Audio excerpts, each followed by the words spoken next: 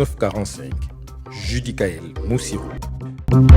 Bonsoir à tous et bienvenue au 1945 sur C-Direct. Nous sommes le mardi 22 octobre. Nous vous remercions pour votre fidélité. Au sommaire, aujourd'hui nous revenons sur deux événements majeurs. D'abord, le sommet des BRICS+, qui se tiendra en Russie cette semaine où le président Denis Sassou Nguesso est attendu aux côtés de Vladimir Poutine et d'autres dirigeants mondiaux. Ensuite, au Gabon, la publication du projet définitif de la nouvelle constitution est une étape cruciale pour l'avenir du pays sous la présidence de Brice Oligui Nguema. Voilà pour le sommaire. Commençons avec le voyage officiel du président de la République du Congo, Denis Sassou Nguesso, qui a quitté Brazzaville hier pour se rendre en Russie. Il répond ainsi à l'invitation de son homologue russe, Vladimir Poutine, afin de participer au 16e sommet des BRICS+, à Kazan. Ce sommet, qui se déroulera du 22 au 24 octobre, réunira les dirigeants des grandes économies émergentes pour discuter des nouvelles collaborations stratégiques. Les explications avec Tresh Makaya. C'est ce mardi 22 octobre que s'ouvre à Kazan en Russie le sommet des BRICS+, le premier à se tenir depuis son élargissement en 2023 à 5 nouveaux membres dont l'Éthiopie, l'Égypte, l'Iran, l'Arabie Saoudite et les Émirats Arabes Unis, en sus des 5 États fondateurs, à l'instar du Brésil, de la Russie, de l'Inde, de la Chine et de l'Afrique du Sud.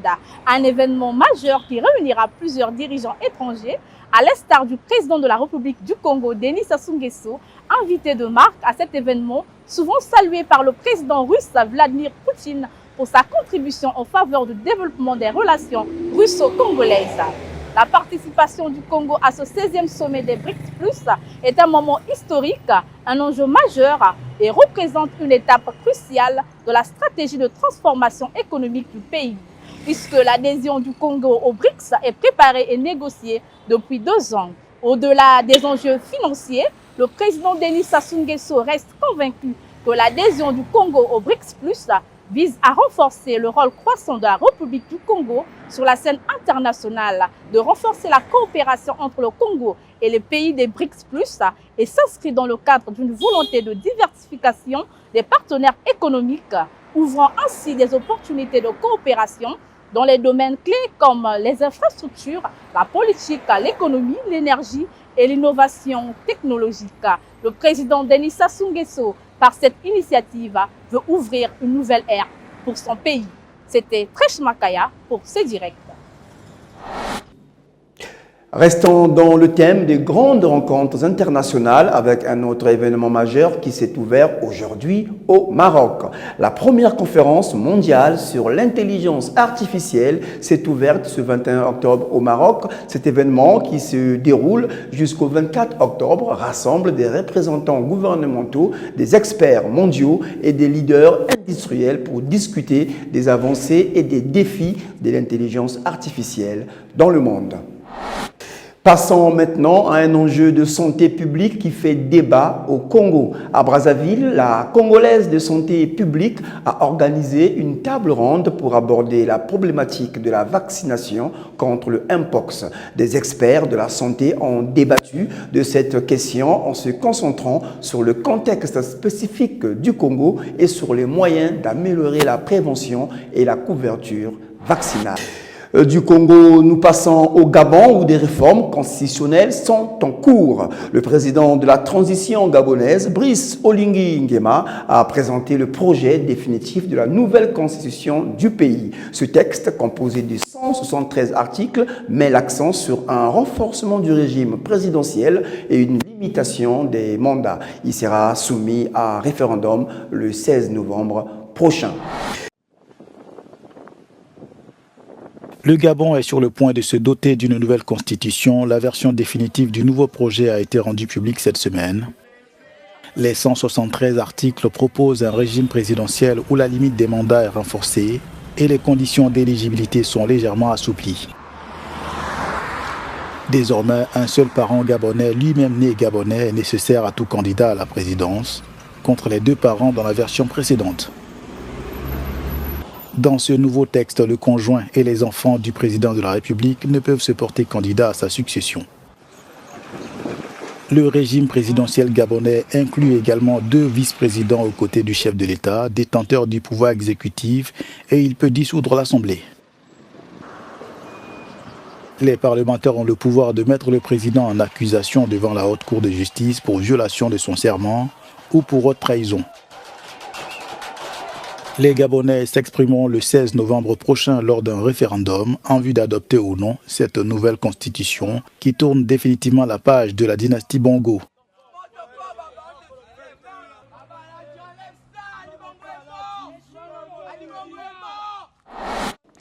Nous tournons maintenant vers un autre enjeu crucial pour les femmes en Côte d'Ivoire. En Côte d'Ivoire, le nombre de crèches et de garderies privées est en pleine expansion, témoignant de la place croissante des femmes sur le marché du travail. En 2022, 51% des femmes ivoiriennes étaient actives, ce qui souligne leur contribution à l'économie et leur quête d'autonomie.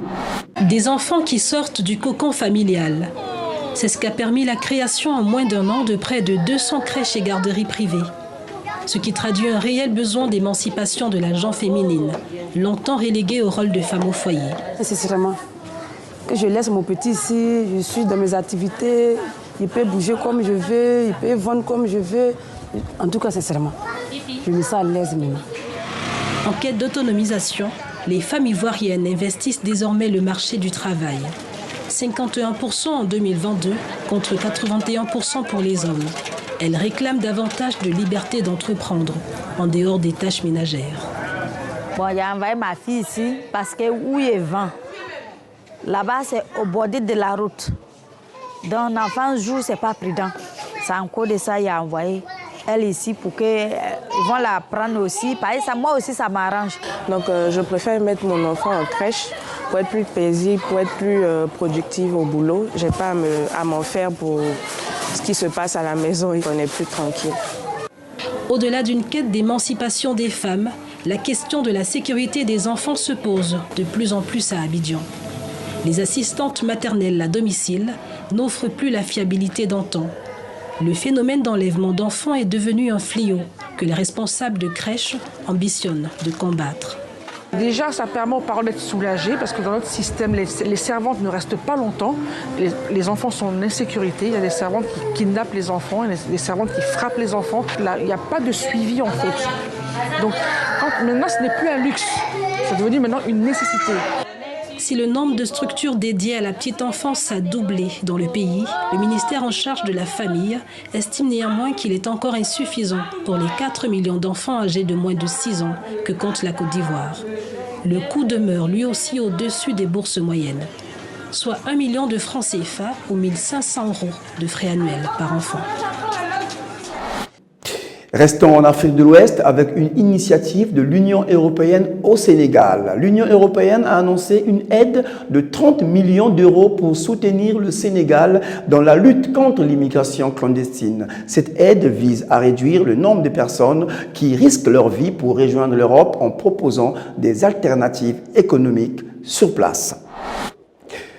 Toujours en Afrique, nous nous rendons maintenant au Cameroun. Après une longue absence, le président camerounais Paul Biya est de retour à Yaoundé. Son retour a dissipé les rumeurs de son état de santé et il a été chaleureusement accueilli à l'aéroport avant de regagner sa résidence présidentielle. Le président camerounais Paul Biya est de retour à Yaoundé. Âgé de 91 ans, le dirigeant est rentré ce lundi après une absence de 42 jours qui avait soulevé des questions sur son état de santé. Paul Biya a été accueilli sur le tarmac par son secrétaire général Ferdinand Ngoengo, avec qui il a discuté brièvement avant de monter dans sa voiture pour rejoindre le palais présidentiel. Des militants étaient rassemblés tout au long du trajet, selon la télévision locale, qui a diffusé une émission spéciale sur le retour du chef de l'État, rappelant que Paul Biya n'était plus apparu en public depuis son départ de Pékin début septembre. L'absence prolongée de M. Biya a alimenté les spéculations sur son état de santé. Le Cameroun a ensuite interdit toute discussion sur l'état de santé du président, estimant qu'il s'agissait d'une question de sécurité nationale. Paul Biya n'a pas participé à la dernière Assemblée générale des Nations unies à New York, ni au dernier sommet de la francophonie à Paris. Parlons de sport avec la situation du football congolais. La FIFA a tranché en faveur de la Fédération congolaise de football, FECOFOOT, dans le conflit qui l'oppose au collectif des membres de l'Assemblée générale et au ministère des Sports. La FIFA a demandé la restitution des installations de la fédération et la cessation des tentatives de modification des comptes bancaires. Les explications avec Am César Solo. Alors que le Congo est encore en lice pour les qualifications à la CAN 2025, des menaces de sanctions planent sur les instances dirigeantes du ballon rond du pays après plusieurs mois de bras de fer entre le ministère des Sports et la Fédération congolaise de football. En effet, le ministre de tutelle soupçonne le comité exécutif de la FECOFOOT dirigé par Jean-Guy Blaise Mayolas d'être empêtré dans des affaires de corruption au sein du football congolais après la circulation sur les réseaux sociaux de plusieurs notes vocales impliquant un membre de la fédération. La FECOFOOT accusant à son tour le ministère de s'immiscer dans la gestion interne de la fédération. Résultat, le 25 septembre 2024, un groupe d'acteurs de la FECOFOOT se faisant appeler collectif des membres de l'Assemblée générale a tenu une assemblée générale avec pour résolution la révocation du comité exécutif de la FECOFOOT et la mise en place d'une commission ad hoc pour assurer l'intérim et organiser une assemblée générale élective. Toute tentative de la mission conjointe FIFA-CAF en séjour à Brazzaville du 4 au 6 octobre visant à rencontrer le dit collectif et résorber la crise a accouché d'une souris, le siège de la FECOFOOT ayant été scellé par les forces de l'ordre sous ordre du ministère des Sports. Je pense qu'il faut se pencher vers la légalité. Si nous tous nous reconnaissons la FIFA et la CAF comme des instances suprêmes du football, nous devons marcher selon les règles édictées par la FIFA. La crise s'est déjà installée. Ce que nous craignons, c'est juste les suspensions de la FIFA. Parce que c'est le Congo qui va beaucoup perdre et la jeunesse congolaise qui est jetée dans la rue. Comme vous avez pu le constater vous-même, tous les délégués qui avaient été convoqués ont répondu présent. Les représentants des deux instances fêtières du football, tant la FIFA que la CAF, sont également présents devant la Fédération congolaise de football, qui, comme vous avez pu le constater, a été scellée par nos amis qui apparemment ne veulent plus du comité exécutif présent de la Fédération congolaise de football. Qu'ils le veuillent ou pas, sur le plan international et au niveau de la FIFA, le comité exécutif qui est reconnu, c'est celui du président Mayolas. Dans l'intérêt du football général, il eût fallu que nous puissions nous asseoir tous et essayer de débattre de différends qui nous opposent pour pouvoir trouver une solution. La FIFA a exigé dans un courrier récent la restitution dans un délai de 8 jours des installations de la FECOFOOT au comité exécutif de Jean-Guy Blaise Mayolas et demandé à la commission ad hoc de cesser toute tentative de modification des signataires des comptes bancaires sous peine de sanctions pouvant aller jusqu'à la suspension du Congo. Et maintenant, place à notre invité du jour. Nous recevons ce soir Claude Bénédicte Sama Kenegui, président international de Festim Afrique, pour nous parler de la conférence internationale sur l'entrepreneuriat des jeunes qui se tiendra sous le haut patronage de la ministre des Petites et Moyennes Entreprises, Madame Lydia Jacqueline Mikolo. Alors, Monsieur Sama, bonsoir. Alors, racontez-nous cette conférence qui se tiendra du 7 au 9 novembre prochain ici à Brazzaville. Festim Afrique, premièrement, je vous remercie, Monsieur Moussirou, pour cette opportunité que vous offrez à Festim Afrique, après peut-être 4 ans de parler de cette belle initiative aujourd'hui qui traverse les frontières. Et dans l'historique de Festim Afrique a commencé de façon locale. Et c'était pour nous le lancement d'un premier module. Et ce module, nous l'avons lancé en 2018 sous la forme de Festim Brazza. Et avec Festim Brazza, nous avons organisé 2 éditions. La première en 2018 avec sous le patronage de son Excellence M. Dieudonné Moyongo, et la deuxième édition en 2019 sous le patronage de son Excellence Mme Arlette Sodon-Nono, présidente du comité de pilotage.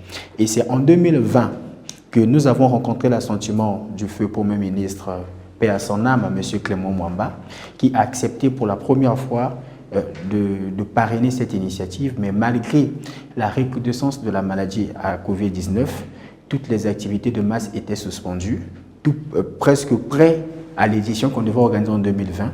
Et cette période turbulente de 2020 à 2022 a permis à Festim Afrique de réfléchir pour que dorénavant Festim Afrique ne puisse plus connaître des difficultés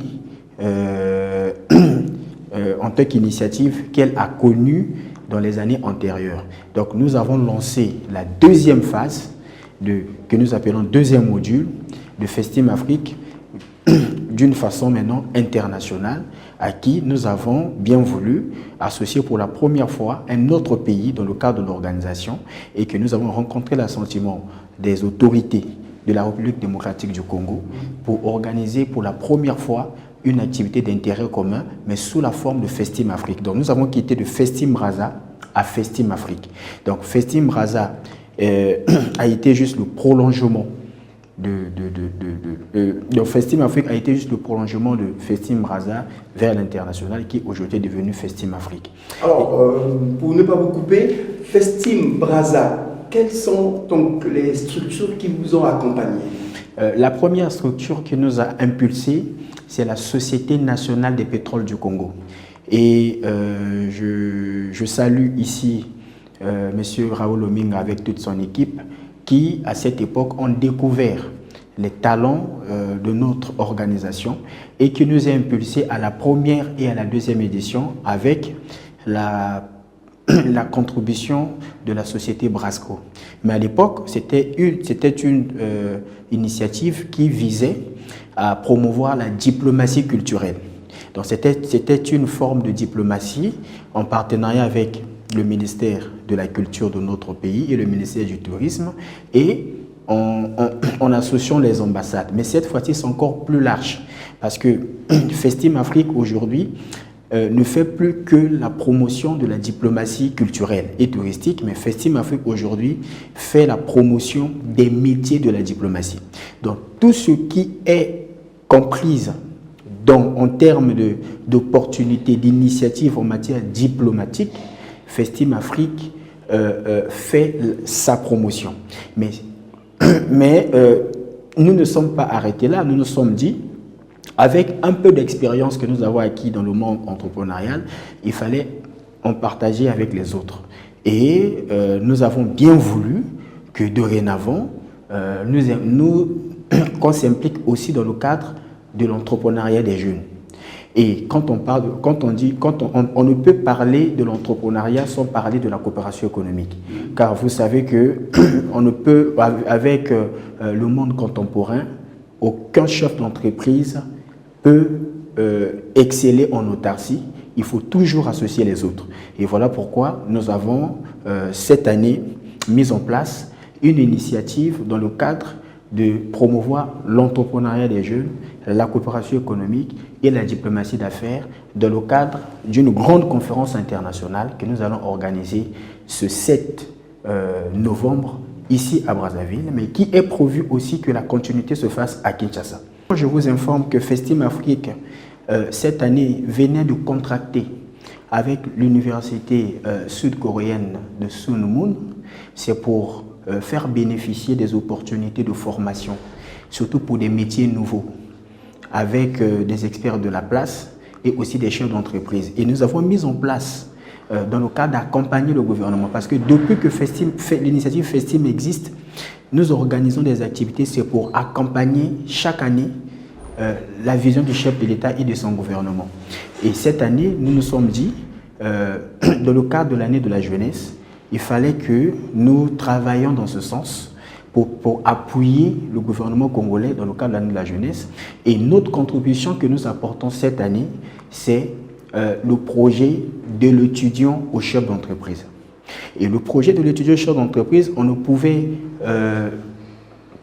le réaliser sans une concrétisation formelle, c'est-à-dire il fallait s'associer avec un centre universitaire de renommée pour permettre à ce que beaucoup de jeunes puissent être formés dans des métiers d'avenir. Et c'est ce que nous avons fait. Nous avons rencontré le vice-président de Sunumun ici à Brazzaville. Nous avons échangé jusqu'à ce que nous sommes allés à une collaboration. Et aujourd'hui, nous sommes dans la matérialisation et l'opérationnalisation du projet. Donc Festim Afrique ici en tant qu'association œuvre dorénavant dans le cadre de promouvoir l'entrepreneuriat des jeunes, la coopération économique et la diplomatie d'affaires. Pourquoi la diplomatie d'affaires? C'est parce que on ne peut entreprendre sans être accompagné dans le domaine étatique. L'État, aujourd'hui, nous avons des projets. Festim Afrique a des projets, tout comme d'autres chefs d'entreprise. Et nous attendons de notre pays un accompagnement surtout vers l'étranger. Nous voulons aussi que les jeunes Congolais de notre pays, dans le cadre des très petites, moyennes entreprises, des grandes entreprises, non seulement des jeunes, même nos aînés, que l'État nous accompagne dans le cadre des brevets des marchés, des fusions d'acquisition, et surtout voir comment bénéficier des marchés des capitaux au niveau de l'Afrique centrale pour impulser et accompagner l'économie de la sous-région. Merci beaucoup, Monsieur Samad, pour cet éclairage. Nous vous souhaitons beaucoup de succès à cette conférence. C'est ainsi que s'achève cette édition de 1945. Merci de nous avoir suivis et rendez-vous demain à la même heure avec le même plaisir. Bonne suite des programmes sur C-Direct. Bonsoir.